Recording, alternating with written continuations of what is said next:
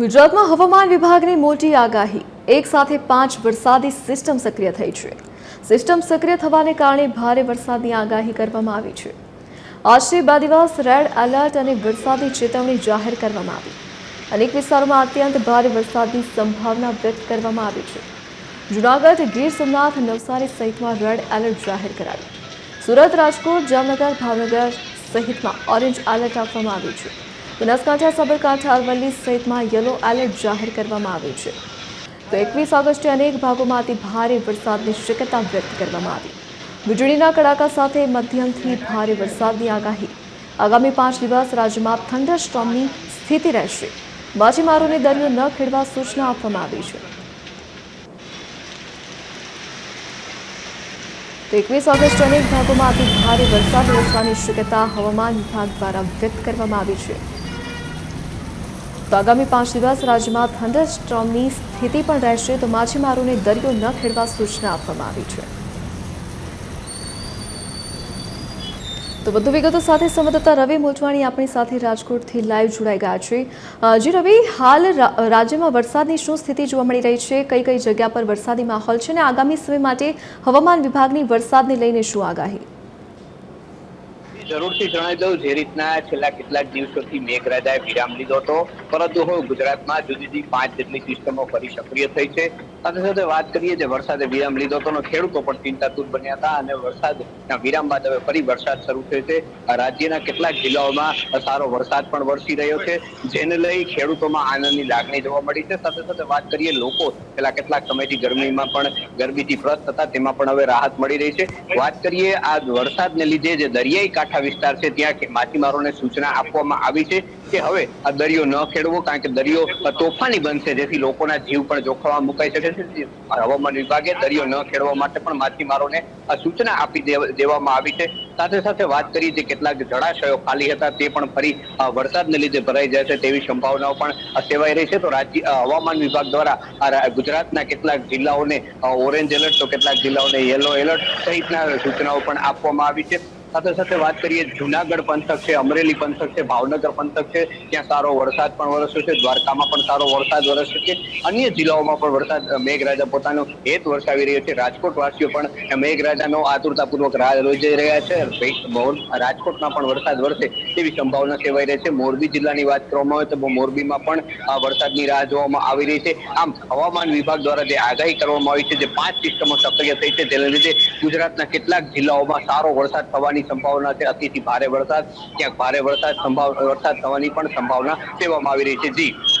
જી રવિ, વિગત સાથે જોડાવા બદલ આપનો આભાર. તો આગામી સમય માટે હવામાન વિભાગે વરસાદની આગાહી કરી છે.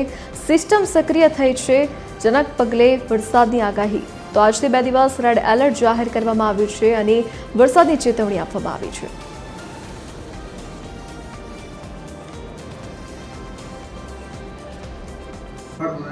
गुजरात रीजन में नवसारी, वलसाड, दमन, दादरा नगर हवेली और heavy to very heavy orange warning के साथ इक्का दुक्का स्थानों में जो होने का रेनफॉल होने का संभावना है. बहरोच, सूरत, डांग, तापी और रिमेनिंग ऑल डिस्ट्रिक्ट्स के लिए येलो हेवी रेनफॉल का वार्निंग दिया गया है राज्यों में, दोनों क्षेत्रों के लिए. और सौराष्ट्र कच्छ के लिए जो एक्सट्रीमली हेवी रेनफॉल का वार्निंग दिया गया है, मेनली जो पश्चिमी क्षेत्र है, पोरबंदर, जूनागढ़, गिर सोमनाथ के लिए heavy to very heavy with extremely heavy rainfall red warning के साथ दिया गया है आइसोलेटेड प्लेसेस में.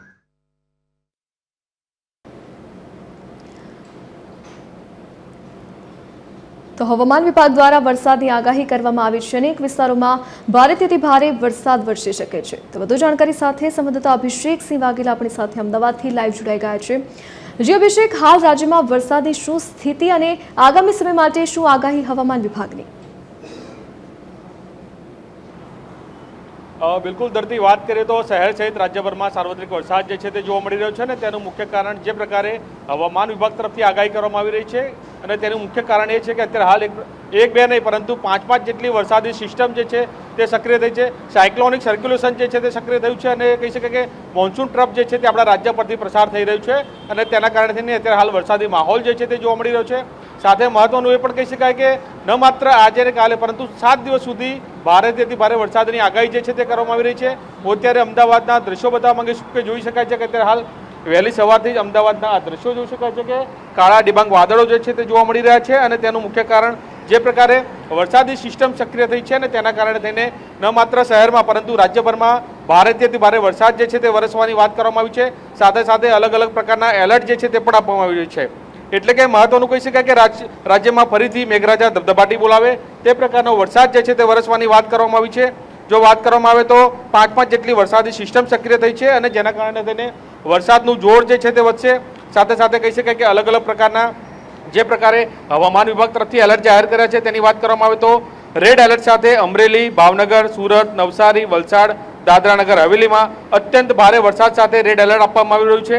તે સિવાયની વાત કરીએ તો દ્વારકા, પોરબંદર, જુનાગઢ, ગીર સોમનાથ, ભરૂચ, વડોદરા, પંચમહાલ, દાહોદ, તાપી, ડાંગમાં અતિ ભારે વરસાદ સાથે ઓરેન્જ એલર્ટ જે છે તે આપવામાં આવી રહ્યું છે।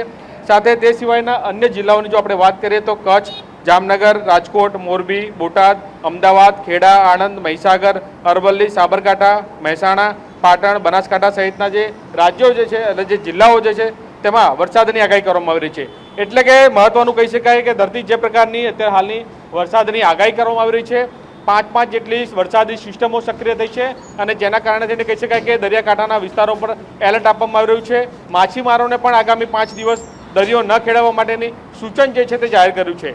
એટલે કે હવે જોવાનું રહેશે કે હવે 2 દિવસ જે છે તે ભારેથી ભારે વરસાદની આગાહી કરવામાં આવી છે।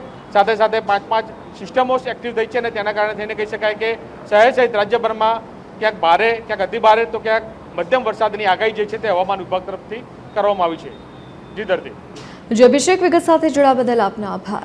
તો આગામી 5 દિવસ ભારે વરસાદ રહેશે તો 2 દિવસ માટે રેડ એલર્ટ હવામાન વિભાગ દ્વારા જાહેર કરવામાં આવ્યું છે। સિસ્ટમ સક્રિય થઈ છે જેના કારણે વરસાદી માહોલ રહેશે।